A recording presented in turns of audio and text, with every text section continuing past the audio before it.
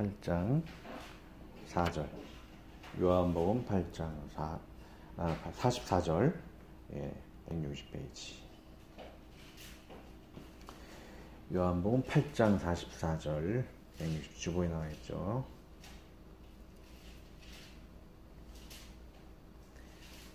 요한복음 8장 44절. 죄송합니다. 160페이지요.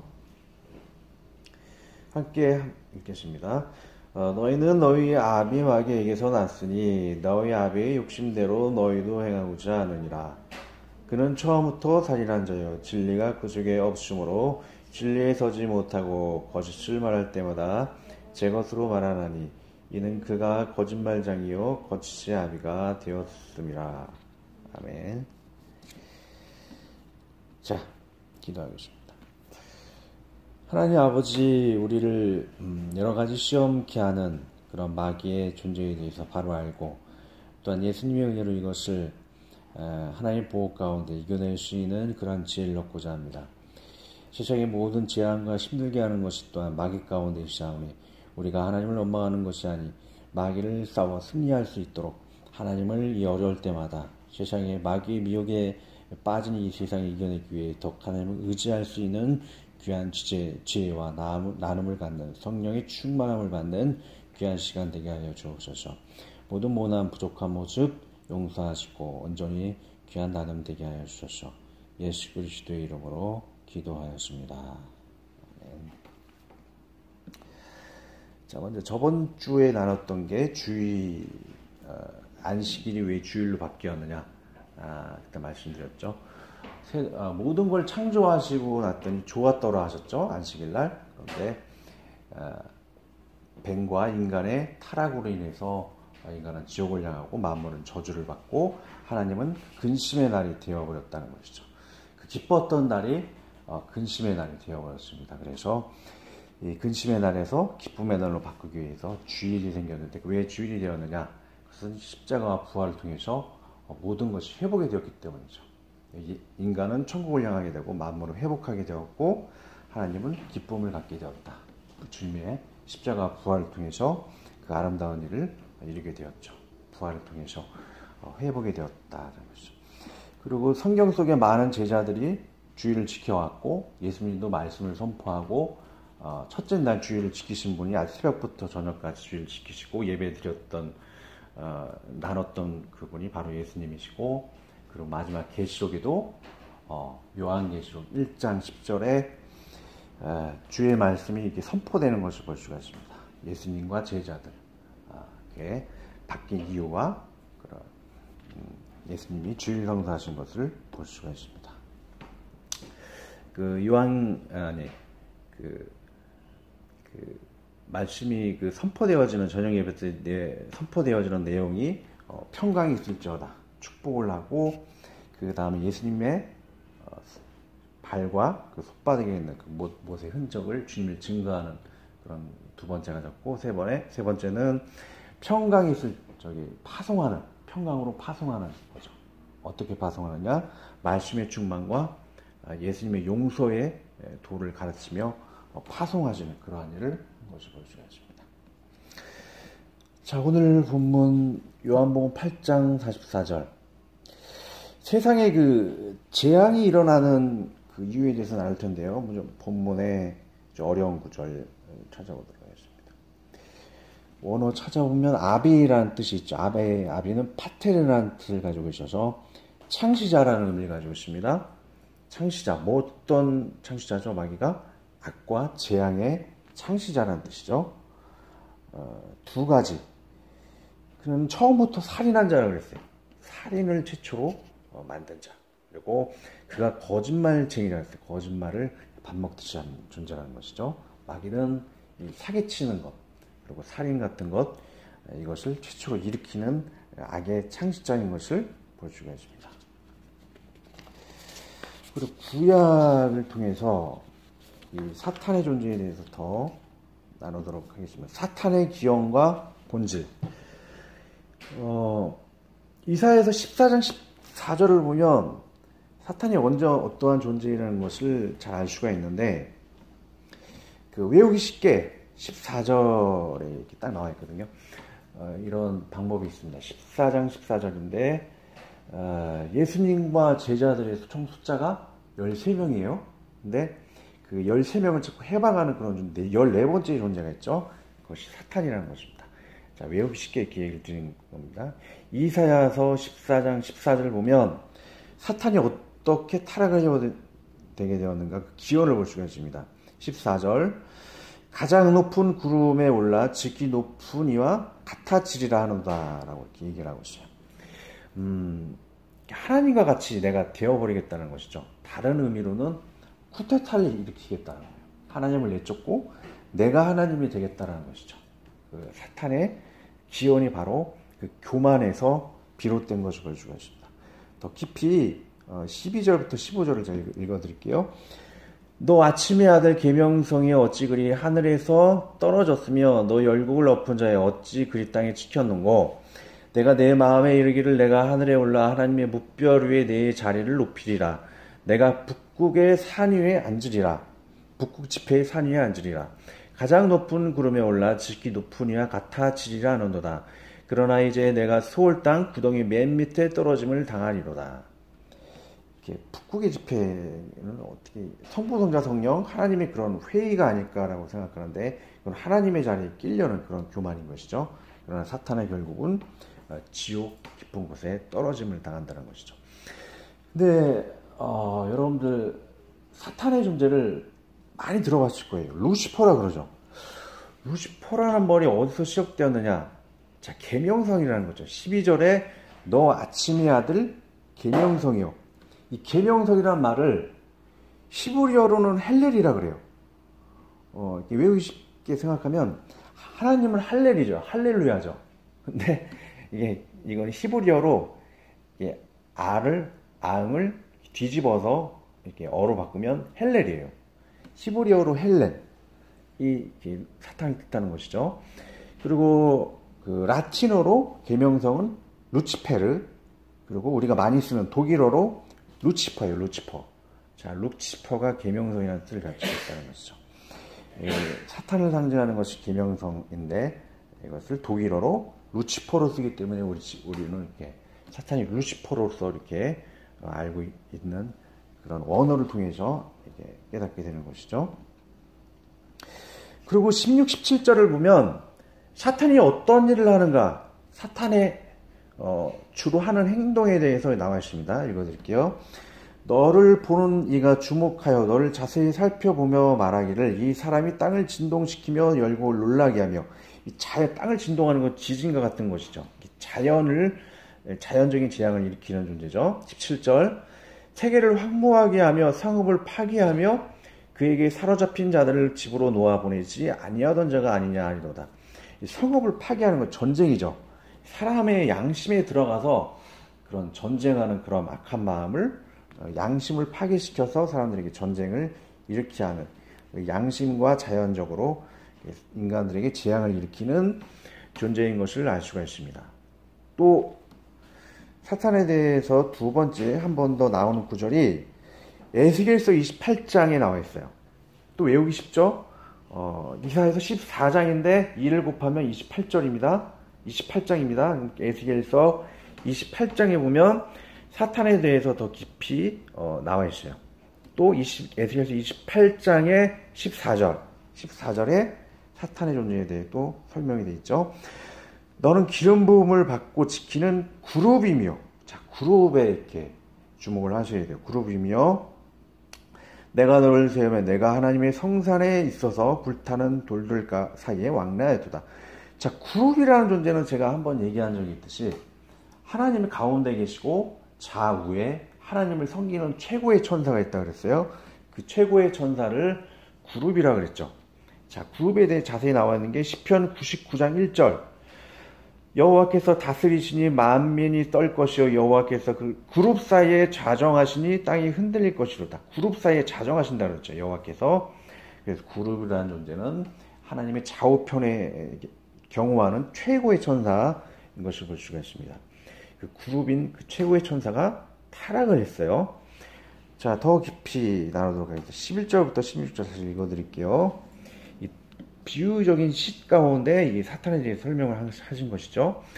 여호와의 말씀이 또 내게 임하여 이르시되 인자야 두루 왕을 위해 슬픈 노래를 지어 그에게 이르기를 주 여호와의 말씀에 너는 완전한 도장, 기억하세요. 완전한 도장이었고 지혜가 충족하며 온전히 아름다웠도다. 내가 옛적에 하나님의 동산 에덴에 있어서 각종 보석과 콩보석, 황보석, 금강석과 황옥과 홍만호와 창옥과 청보석과 남보석과 황옥과 황금으로 단장하였으며 내가 지음을 받던 날에 너를 위해 비파와 소가 비파가 준비되었도다. 너는 기름 부음을 받고 지키는 그룹이며 내가 너를 세우며 내가 하나님의 성산에 있어서 불타는 돌들 사이에 왕래하였도다. 내가 지음을 받던 날로부터 내 모든 길에 완전하더니 마침내 내게서 불의가 드러났도다. 내 부역이 마름으로 내 가운데에 강포가 가득하여 내가 범죄하였도다. 너 지키는 구로바. 그러므로 내가 너를 더럽게 하여 하나님의 산에서 쫓아내고 불타는 돌들 사이에서 멸하였도다. 라 그러죠. 자, 그 사탄의 비유적인 표현으로 완전한 도장이라 그랬어요. 도장이 이게 무슨 뜻인가 살펴보니까 하탐이라는 뜻을 이게 히브리어로 하탐인데 인을 찍다, 봉인하다라는 의미를 가지고 있어요. 인을 도장, 인을 찍는 도장이라는 표현이죠. 어떻게 비유하자면 도장은 하나님이고 도장을 쾅 찍을 때 거기 똑같이 찍히잖아요. 도장에 있는 그 문양대로 종이에는 똑같이 이렇게 찍히는 것을 볼 수가 있어요. 그 찍히는 종이의 모양이나 도장에 있는 모양이나 똑같다는 것이죠. 그러니까 사탄은 거의 하나님께서 하나님을 닮을 정도로 굉장히 완벽하게 진 존재라는 것을 볼 수가 있어요. 그런 한계가 있다는 것이죠. 어떤 종이의 어떤 계약서의 문사를 확 찍지만은 그 찍어서 그것이 효력으로 능력으로 발휘하는 게 그 계약서지만 그 나중에 그 도장을 갖다가 또 한번 찍어서 내가 했던 계약을 파기시키겠다라고 할 때도 그 도장이 쓰이는 거죠. 근본적인 파워의 힘은 도장 자체에 있어요. 도장을 찍어서 똑같이 나온 그 종이에 나온 것이 근본적인 권위가 아니라는 것이죠. 그래서 완전한 도장, 그 사탄이 도장이 아니고 이거 다른 표현으로 도장이 되었고라고 할 수 있어요. 그러니까 도장이라는 뜻이 그 도장 자체를 의미하는 것이 아니고 인을 찍다라는 거예요. 도장을 찍어서 나오는 그 문양을 얘기하는 것이죠. 그래서 거의 하나님 비슷한 존재이나 그 도장 자체인 것이 아니고 종이에 이렇게 발라 나오는 그런 존재, 그런 도장보다는 훨씬 근본적인 파워가 있는 것은 아니죠. 또 다른 의미로 봉인하다는 의미를 가지고 있어요. 봉인하다는 것은 이렇게 보물 이렇게 박스가 있죠. 그것을 딱 봉인을 시켜버리면 절대 열 수가 없어요. 다시 말해서 보호되는 그런 존재라는 것이죠. 완전히 닫히고 문을 열 수 없을 정도로 보호되는 존재, 그것을 누구도 그것을 열 수 없는 존재라는 것이죠. 근데 그 하나님께서는 그것을 또 파괴시키고 열 수 있는 근본적인 권력을 가지신 분이죠. 여튼 굉장히 보호받고 또한 이렇게 권력과 능력이 있는 그런 존재라는 것을 볼 수가 있습니다. 자, 근데 에스겔서 28장 9절 10절을 보면 사탄의 존재 그리고 사탄의 그런 타락하는 모습만 얘기하는 것이 아니고 놀라운 건 인간의 타락에 대해서도 그 얘기를 하고 있다는 것이죠. 9절 10절 보면 우리 인간들도 그런 사탄 같은 마음이 있어요. 내가 하나님이 되고자 하는 그런 마음이 있다는 것이 9절 10절에 나와 있습니다. 내가 너를 죽이는 자 앞에서도 내가 하나님이라고 말하겠느냐. 너를 치는 자들 앞에서 사람일 뿐이요 신이 아니라, 사람이 아담과 하와를 얘기하는 것 같아요. 10절. 내가 이방인의 손에서 죽기를 알려받지 않은 자의 죽음같이 하리니 내가 말하였음이니라. 주 여호와의 말씀이니라 하셨다. 그런 인간이라는 존재가 좀 하나님이 되고 싶고자 하는 그런 마음이 생겼는데 그런 인간들도 멸망의 저주를 받게 되었다라는 것입니다. 자, 창세기 3장 4절 5절을 보면 역시나 했는데 정확하게 아담과 하와도 하나님이 되고자 하는 그런 악한 마음이 생긴 것을 보여요. 읽어드릴게요. 뱀이 여자에게 이르되 너희가 결코 죽지 아니하리라. 너희가 그것을 먹는 날에는 너희 눈이 밝아져 하나님과 같이 되어 선악을 알 줄 하나님이 아심이니라 그랬어요.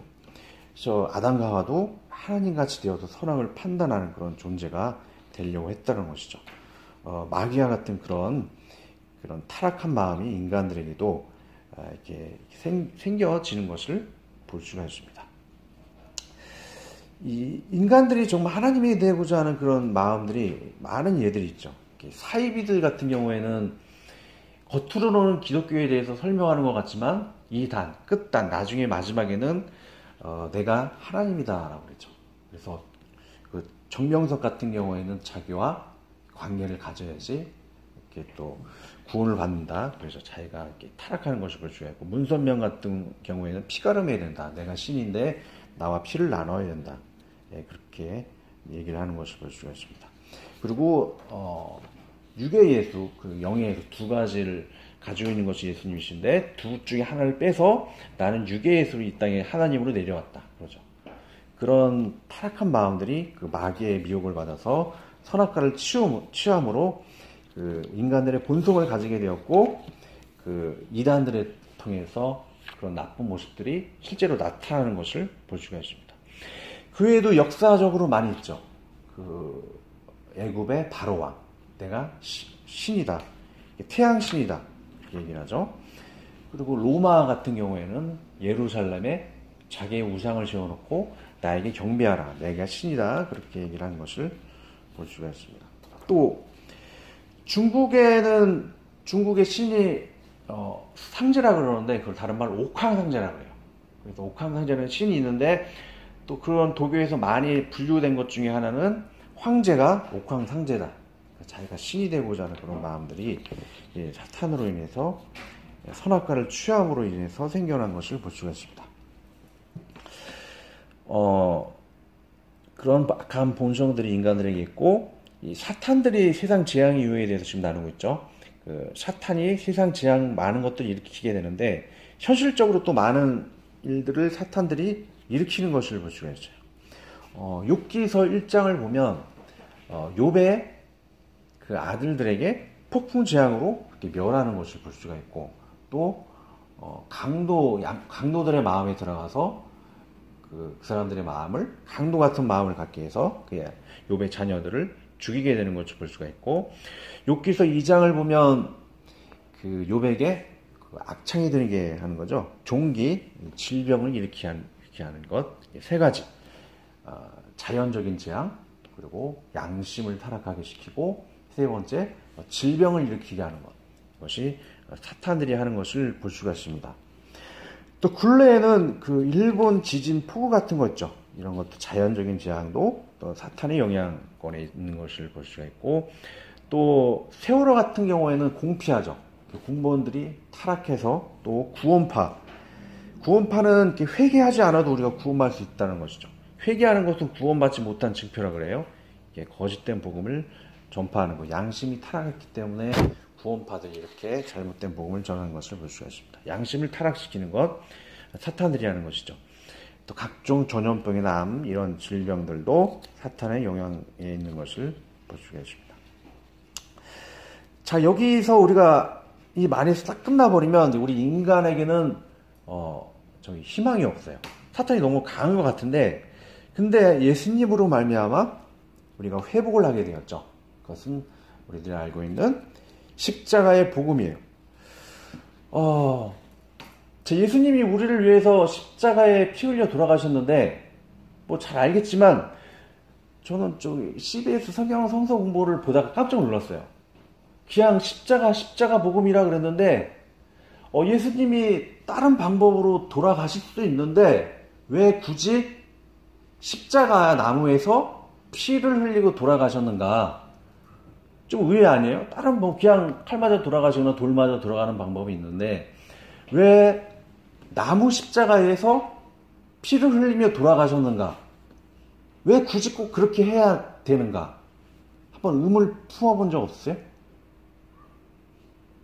왜 꼭 왜 꼭 피를 흘려야 되는가? 다른 방법도 있잖아요. 돌을 맞아 죽을 수도 있고, 그냥 칼 맞아 죽을 수도 있고. 왜 그러냐면, 신명기 21장 23절을 보면, 나무에 달린 자가 저주를 받는다고 했어요. 왜? 우리 인간이 받는 그런 저주들이 있잖아요. 하나님 앞에 쿠데타를 일으키려는 그런 본성들, 저주받아 멸망해야 될 그런 우리 인간들인데 그 저주를 대신하시기 위해서 예수님이 그 나무 십자가에 달려 돌아가셨다는 것이죠. 신명기 21장 23절을 보면 나무에 달린 자마다 더 저주를 받은 자라고 하고 있어요. 그 시체를 나무 위에 밤새도록 두지 말고 그 날에 장사하여 내 하나님 여호와께서 내게 기업을 주시는 땅을 더럽히지 말라. 나무에 달린 자는 하나님께 저주를 받았습니다. 나무에 달려서 예수님이 우리 인간의 저주를 대신 받으시기 위해서 꼭 나무에 달리셨다는 것이죠. 자, 신약을 보면 정확하게 더 설명을 하고 있어요. 갈라디아서 3장 13절 그리스도께서 우리를 위하여 저주를 받은 바 되사 율법의 저주에서 우리를 속량하셨으니 기록된 바 나무에 달린 자마다 저주 아래에 있는 자라 하였습니다. 속량은 대신했다는 것이죠. 우리의 저주를 대신하시기 위해서 꼭 나무에 달렸다는 것이죠. 그리고 피로 왜 흘리셨는가?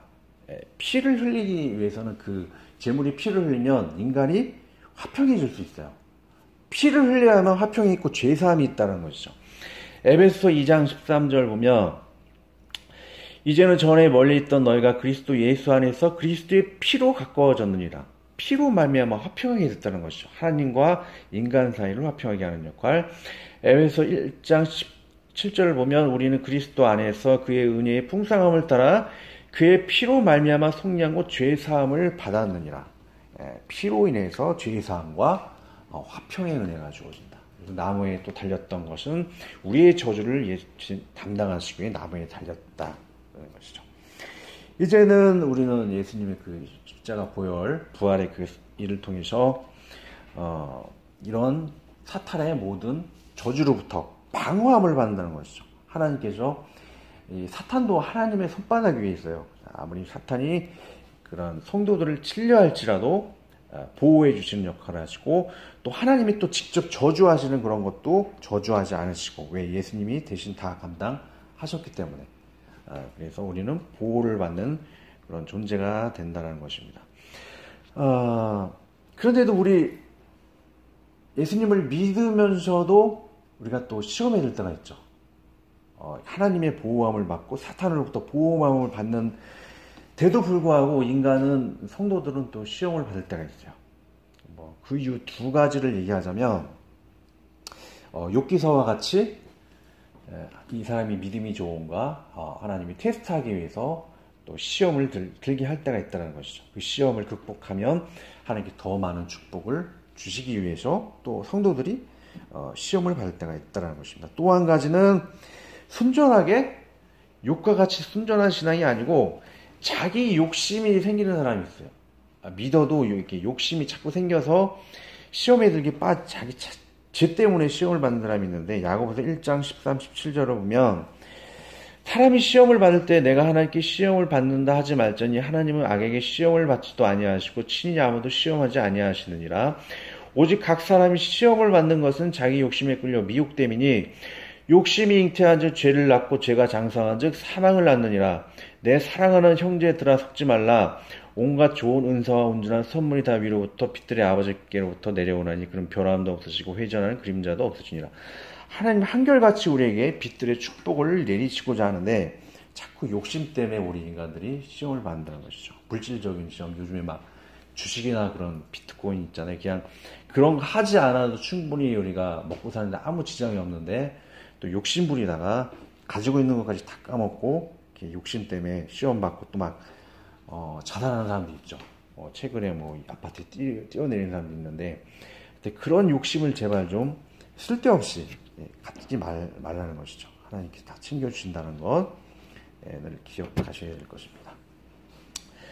자, 사탄이 우리에게 행하는 그 5가지 요약을 하자면 행하는 그런 재앙들, 이렇게 살인과 같은 것, 살인의 압이라고 그랬죠. 그 다음에 사기치는 것, 세 번째 자연재앙, 그 다음에 양심재앙, 사람들이 양심을 속에 들어가서 타락시켜 2차 세계대전 있죠.